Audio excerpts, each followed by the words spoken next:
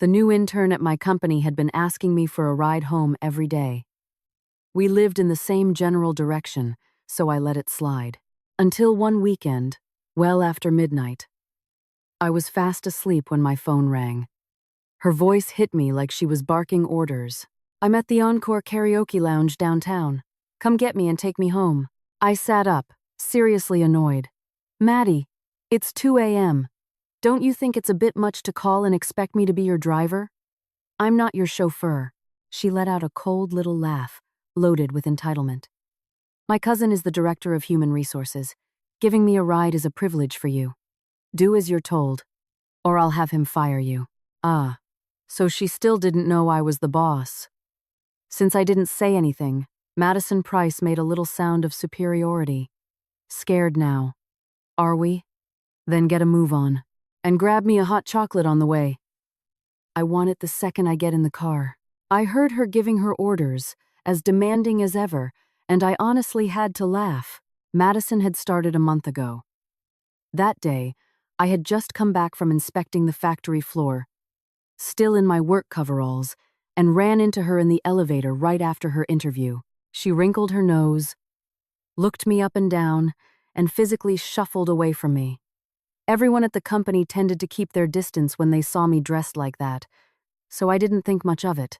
The next day after work, I was about to drive home when Madison walked straight up to my car, opened the passenger door, and sat down. Her tone was pure command. "You're one of the technicians from the plant, right? I saw you drive past the Lakeview yesterday. That's where I live. Drop me off on your way." I was stunned. I oversaw more than a dozen companies and tens of thousands of employees. It was the first time anyone had the audacity to order me around like that. I opened my mouth to say something, but she had already buckled her seatbelt and was rushing me. "Let's go. I'm in a hurry." She pulled out her phone and started swiping.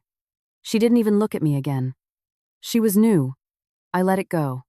It was on my way, so I drove her. When we got to the Lakeview, she didn't thank me. She just slammed the door and walked away without a backward glance.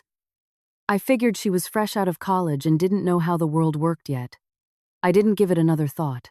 I thought that would be the end of it, but it wasn't. From that day on, Madison would appear in my passenger seat after work like clockwork.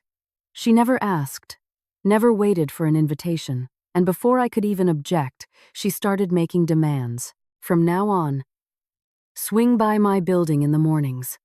Pick me up on your way. I hate the smell of smoke. I know it's your car, but no more smoking in it. I was down here 3 minutes before you today. Be faster next time. Don't make me wait. These seats are so hard.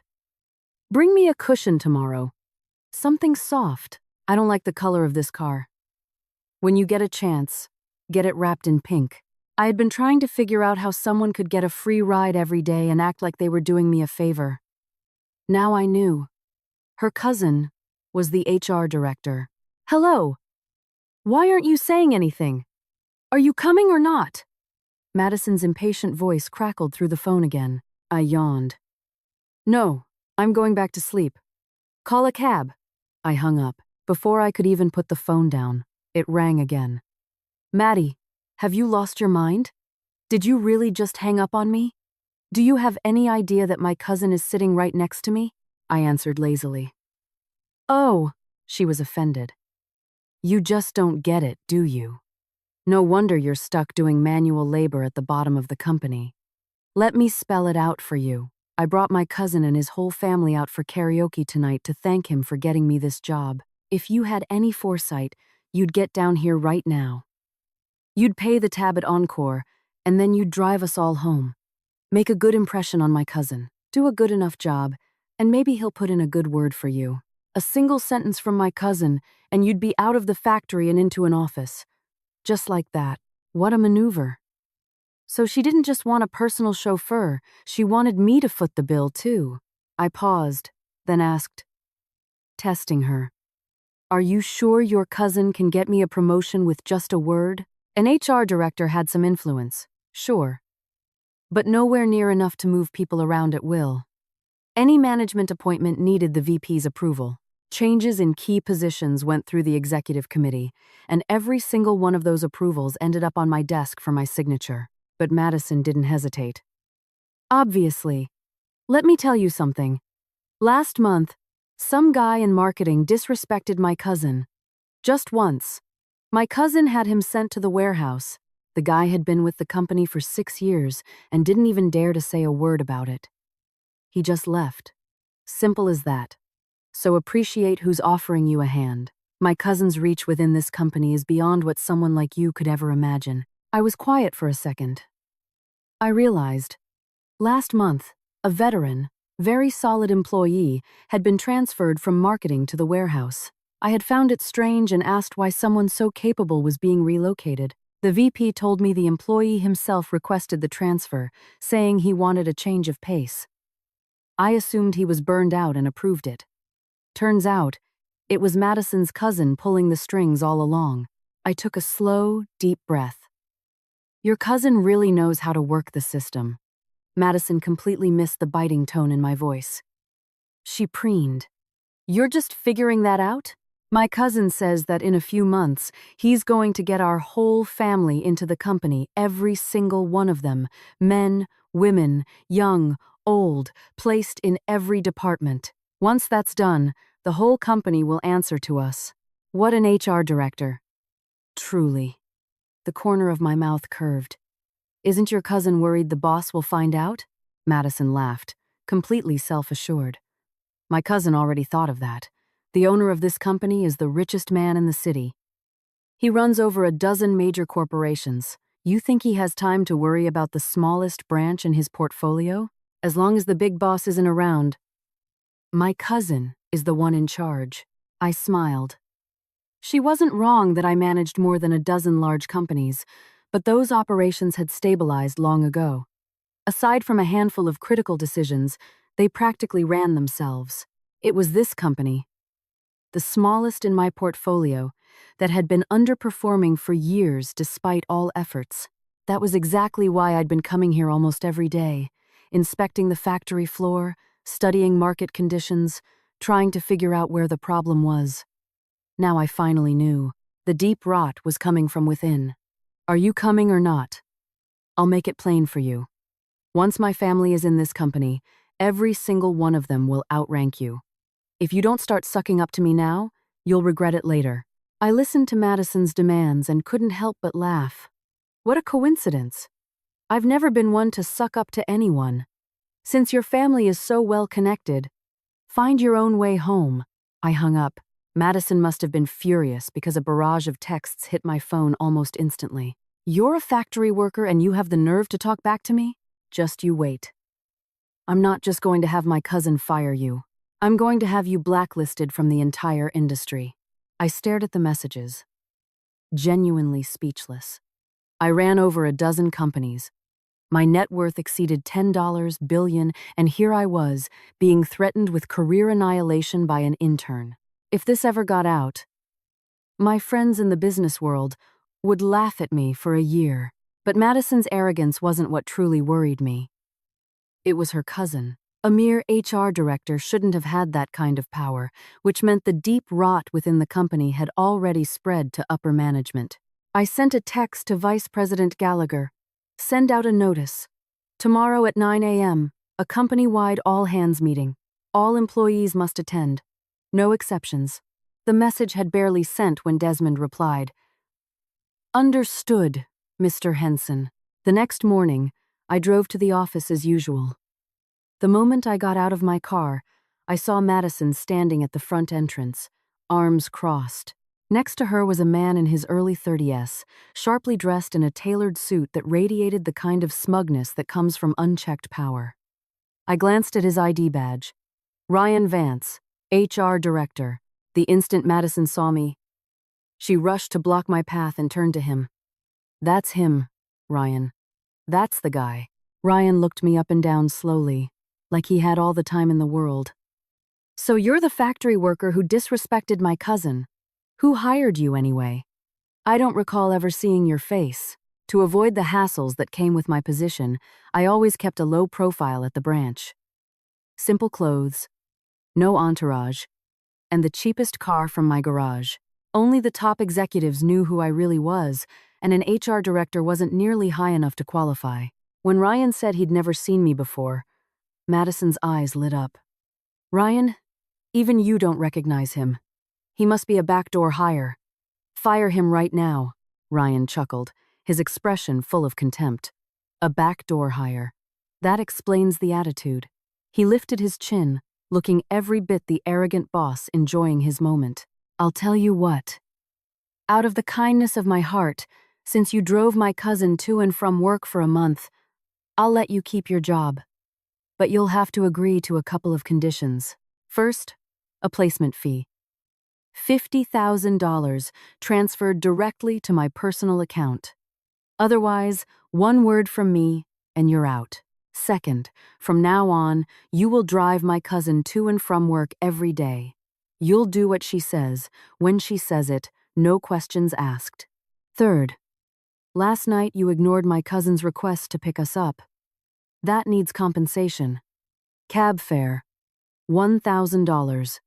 Drinks and karaoke, $4,000. And since my cousin was so upset she couldn't sleep all night, that's another $5,000 for emotional distress.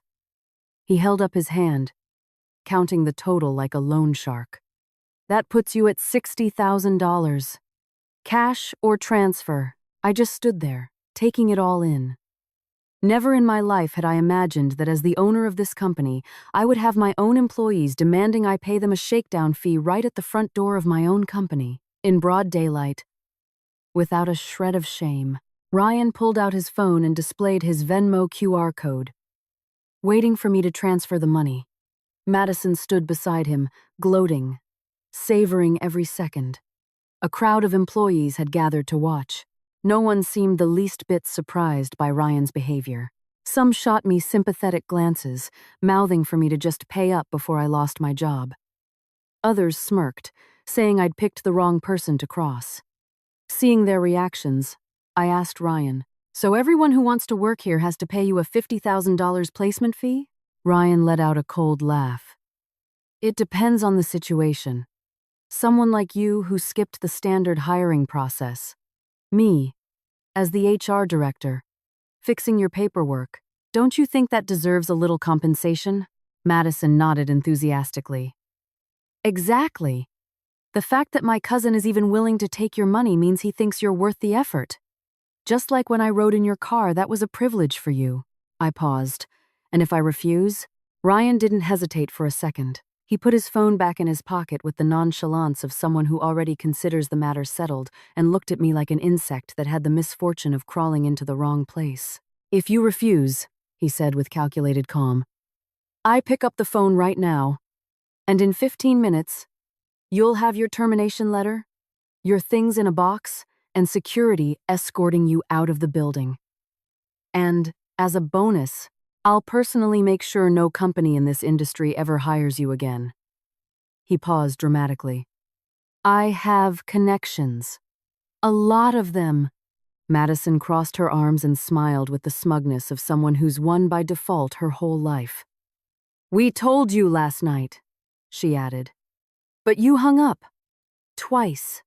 Now the price has gone up. That's how this works." The crowd of employees surrounded us in a semicircle. No one intervened. Some stared at the floor. Others watched me with that particular expression of someone who's been through something similar and learned not to make waves. It was body language that said everything without saying anything. This is how things are here. And anyone who doesn't get it pays the price. I put my hands in my pockets and looked at them both in silence for a few seconds. "Interesting," I said.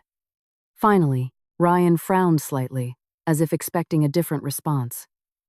"Interesting?" "Yes." I nodded slowly. "I've been wondering for weeks why this branch has the worst numbers in the entire portfolio. Mediocre revenue, sky-high staff turnover, good talent disappearing without explanation." I paused. Now I understand perfectly. Ryan let out a short, sharp laugh. "Look at this guy. Philosophizing right before he gets fired."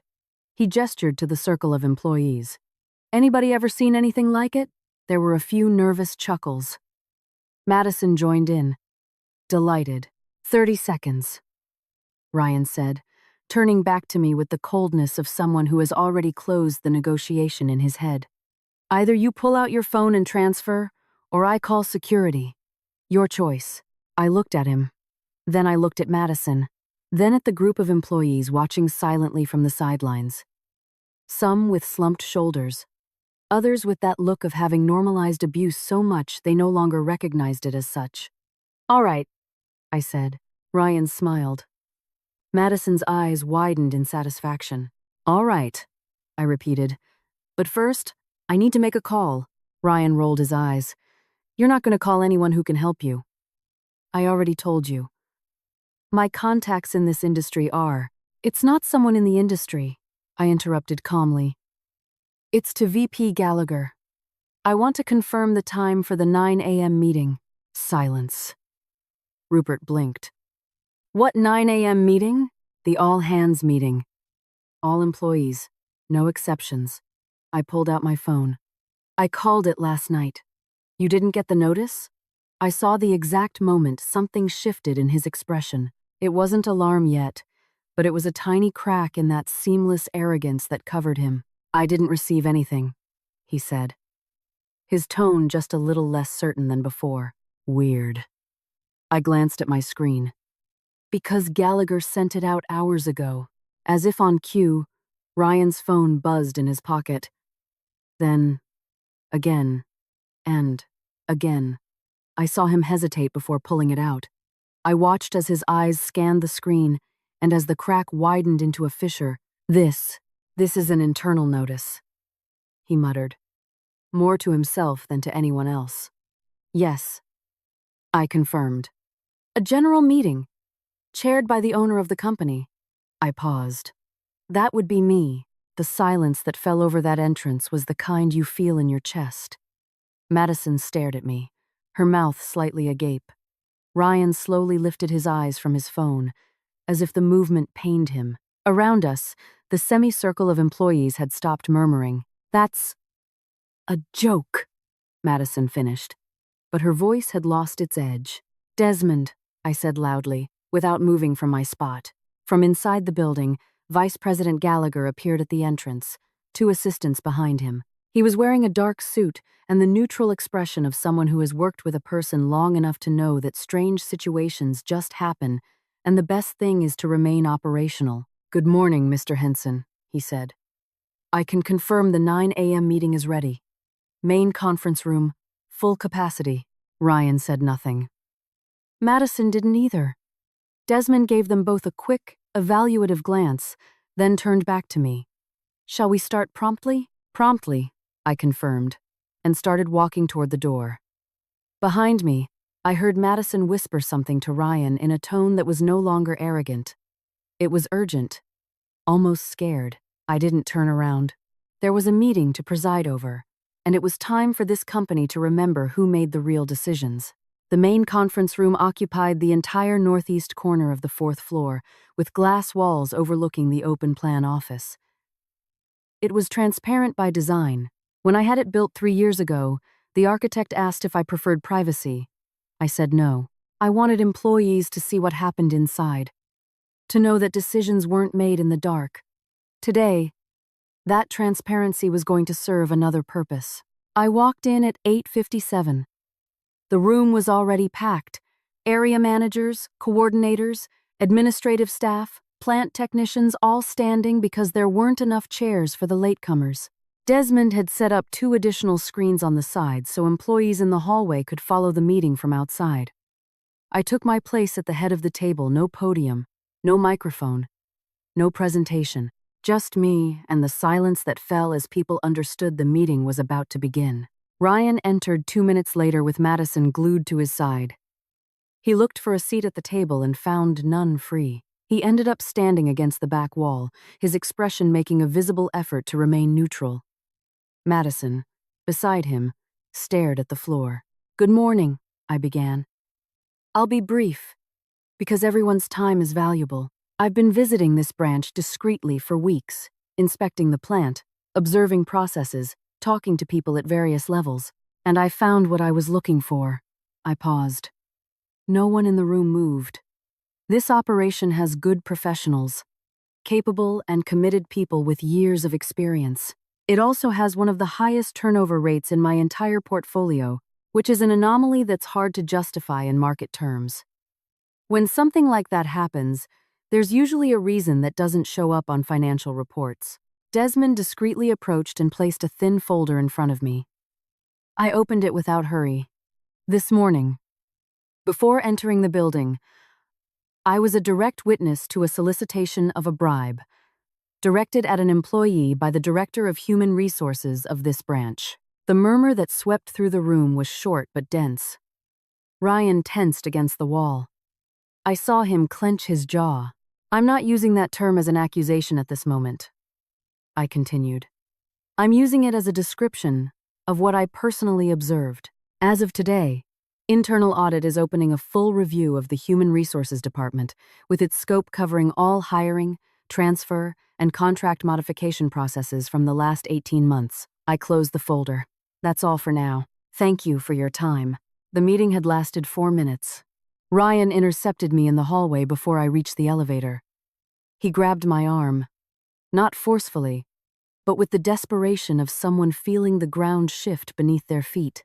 One moment, he said, lowering his voice. Listen to me. This morning was a misunderstanding. My cousin is young. She says things without thinking.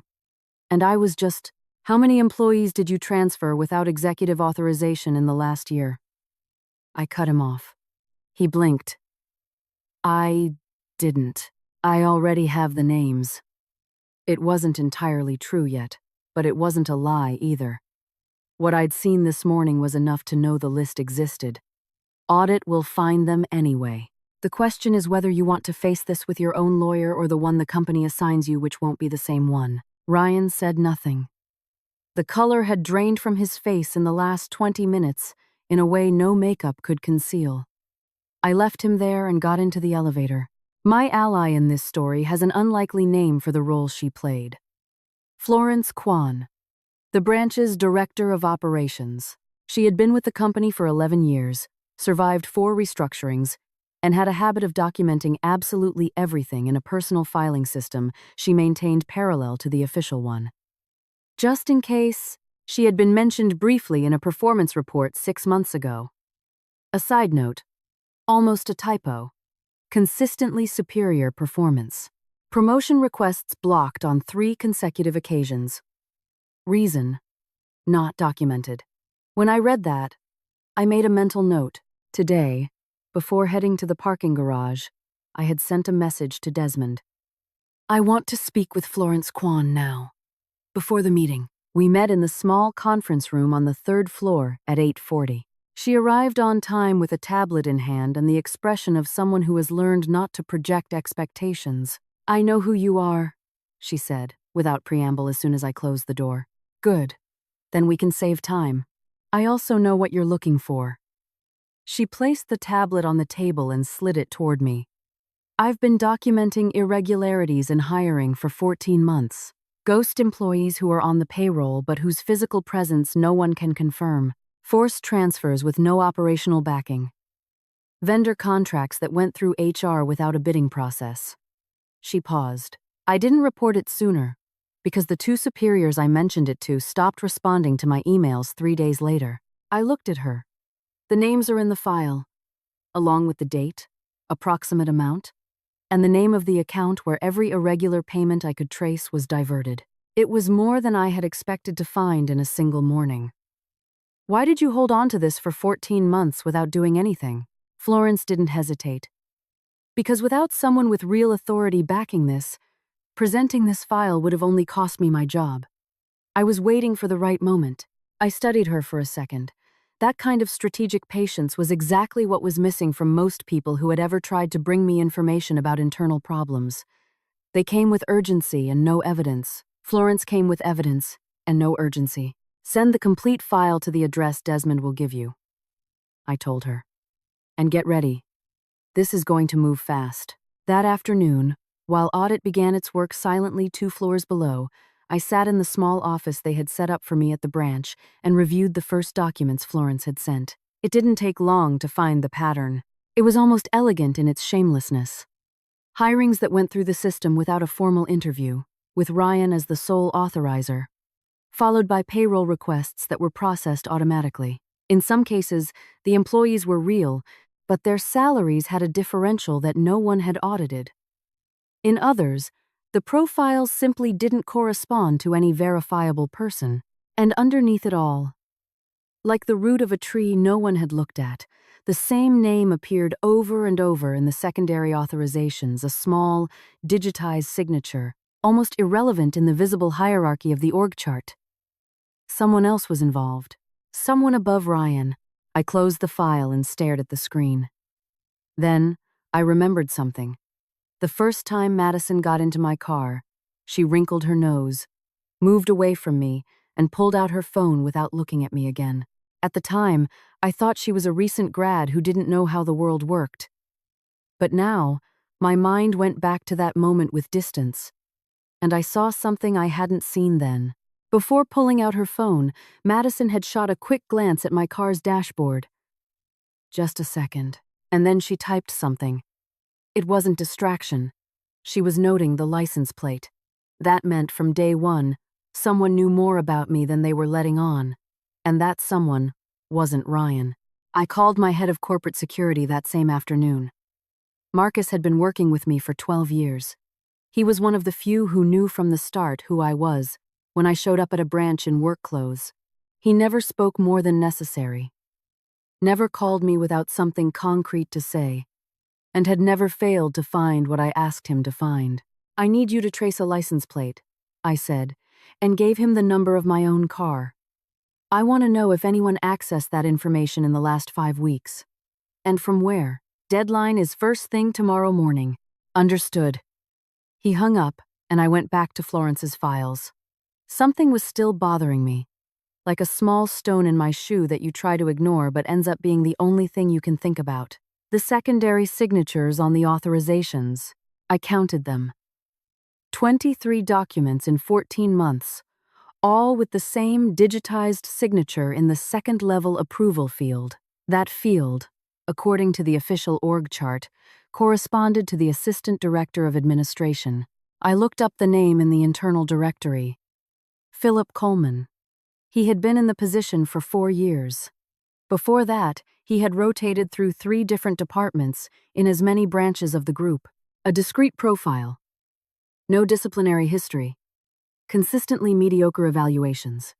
But nothing to justify his tenure nor anything to justify his departure. The kind of profile that doesn't attract attention in any direction. I requested his complete file from Desmond and read it that night at the hotel.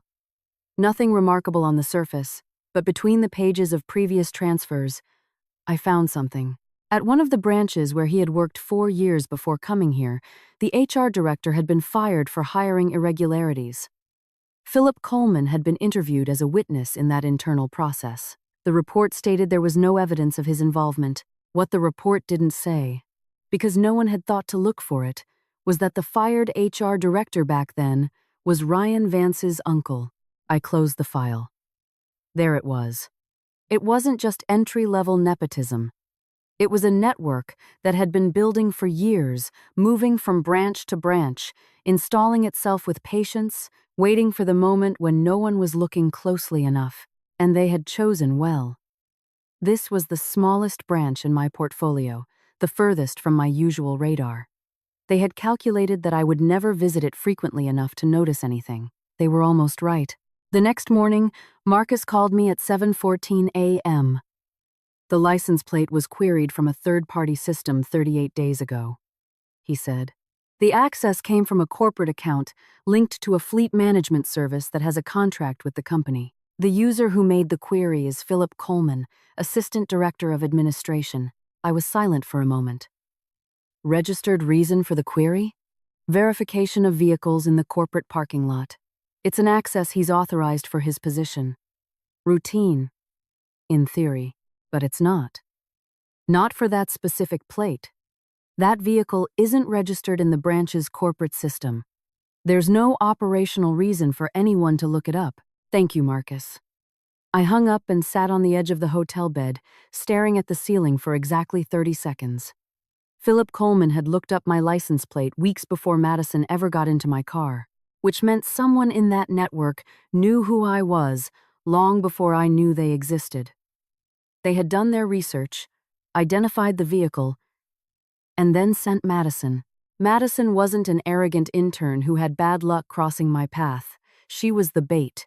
The plan was simple in concept and quite clever in execution. If they could get me into a compromised position, if they could get documentation of an irregular interaction between the company owner and a young female employee, they had leverage. Not to blackmail me directly, that would have been too obvious, but to protect themselves. A scandal, managed at the right moment, can halt any audit, because the one doing the auditing suddenly has more pressing personal matters to attend to. They had underestimated two things. First, that I had never responded to Madison's demands in any way that could be interpreted as complicity. And second, that Florence Kwan had been documenting everything for 14 months. At 9 a.m. sharp, I entered the branch and went straight to Philip Coleman's office. He was at his desk when I opened the door. He looked up with the automatic expression of someone expecting to see a subordinate and instead saw something that didn't fit. It took him exactly 2 seconds to recalibrate. "Mr. Henson," he said, standing up. "Sit down," I replied, and I sat first on the other side of the desk, inverting the room's dynamic without a word. I observed him. He was a man of about 45 with correct posture, hands on the desk, the type of person who has learned that the best defense is the appearance of calm. "I imagine you know why I'm here," I said, a minimal pause. "I assume it's about the audit." "Partly." I placed a single printed sheet on his desk with the record of the license plate query Marcus had traced. "I also came to talk about this." He saw it. There was no dramatic change in his expression, just that imperceptible tightening around the eyes that people get when they process information they know they can't pretend to ignore. "It's a routine query," he said, "with a license plate that isn't listed in any system at this branch." I leaned back slightly in the chair. "Who asked you to look it up?" Silence. "Philip," I said, using his first name for the first time. "We already have Florence Kwan's file, 23 documents with your authorization signature. We have the history of your time at the previous branch, where Ryan Vance's uncle was fired for similar irregularities. And now we have this." I pointed to the sheet. "What I don't have yet is your side of the story. And right now, that's the only thing that could make any difference for you." Philip stared at the sheet for several seconds without touching it. Then, at the wall. Then back at me. "Ryan told me you were a plant technician," he said at last, his voice having lost almost all its composure. "He told me you lived at the Lakeview, that you were a janitor in another building on weekends, that you used that car for side jobs. He told me Madison had personally verified it. And you believed him." I looked up the plate to confirm. "The vehicle has no history of irregularities. It's registered to a holding company I didn't recognize." He paused. "When I told Ryan that, he said it was probably a borrowed car." I let him talk. Sometimes the best interrogation is sustained silence. "I didn't design this," he continued. "Ryan showed up 2 years ago with the scheme already running. He included me because he needed a second-level signature for the administrative processes. At first, it seemed like minor adjustments." He stopped. "Then it was too late to get out without consequences." "How many other people are involved?" Philip pressed his lips together, then relaxed them. 4 other people on the administrative payroll. 3 of them are Ryan's relatives. The 4th is his girlfriend, hired 8 months ago as a wellness coordinator. The position was created by him specifically for her. I made a mental note. "Do you have your own documentation of all this?" A long pause. "Yes. Send it this afternoon to the email Desmond will give you." I stood up. "And Philip," I looked down at him one last time. "Cooperating doesn't erase what you did, but it does define what comes next." I left the office and walked down the central hallway of the floor. Through the glass of the conference room, I saw Ryan sitting across from 2 people from audit. elbows on the table, head slightly bowed forward, the posture of someone who no longer knows how to bear the weight of what's on top of them.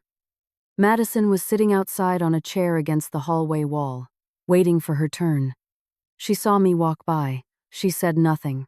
Neither did I. The audit meeting with Ryan lasted 3 hours and 20 minutes. I know because I was on the floor above the whole time, reviewing the documentation Florence had compiled month by month, parallel to the official system, with the quiet patience of someone who knows the truth doesn't need to be rushed to be true. At 1:47 p.m., Desmond appeared at the door of the room where we were working and nodded once. It was the signal I had asked for. I went down to the 3rd floor. The conference room where they had interrogated Ryan had its blinds open. He was still sitting in the same chair, but something had irreversibly changed in his posture.